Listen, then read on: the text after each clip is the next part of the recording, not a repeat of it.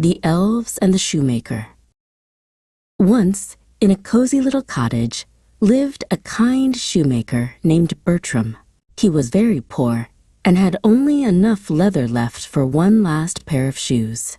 With a sigh, he carefully cut the leather.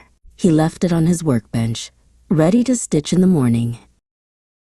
Bertram's wife, Elsbeth, gave him a hopeful smile. "Don't you worry," she said softly. "Everything will be all right." They shared their last crust of bread for supper and went to sleep, trusting that tomorrow would be a better day. The next morning, Bertram went to his workbench.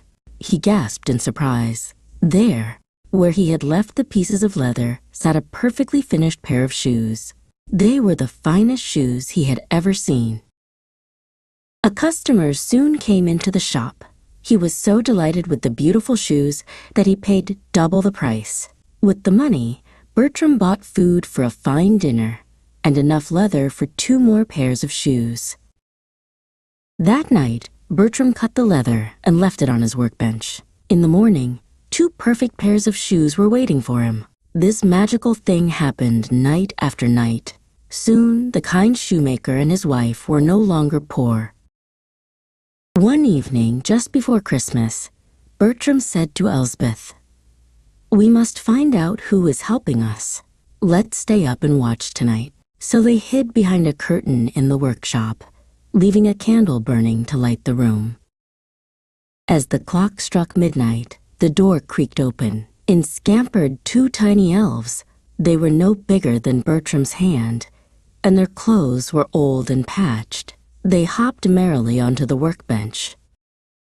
With tiny hammers and needles, the elves set to work. Tap, tap, tap went their hammers. Stitch, stitch, stitch went their needles. They moved like a blur of tiny motion, their faces full of concentration. They worked so fast and so skillfully, their tiny hands a wonder to behold. They snipped and sewed, polished and buffed. Before the sun rose, all the shoes were finished, perfect in every way. "Oh, the dear little elves," whispered Elsbeth. "They have made us so happy, but their clothes are so thin. I will sew them each a warm little shirt and trousers to thank them."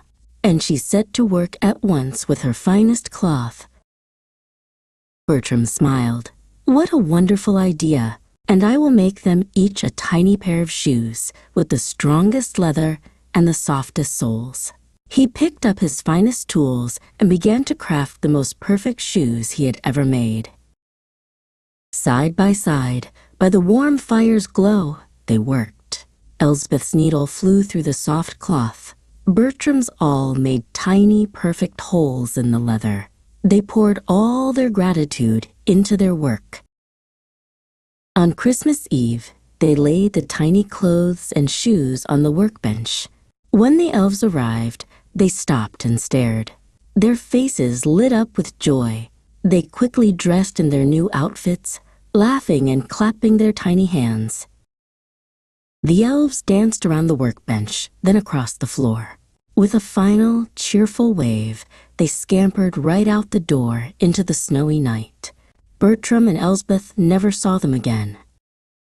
But their kindness had been repaid with kindness. The little shop was always blessed with good luck. The shoemaker and his wife were never poor again, and they lived happily for the rest of their days.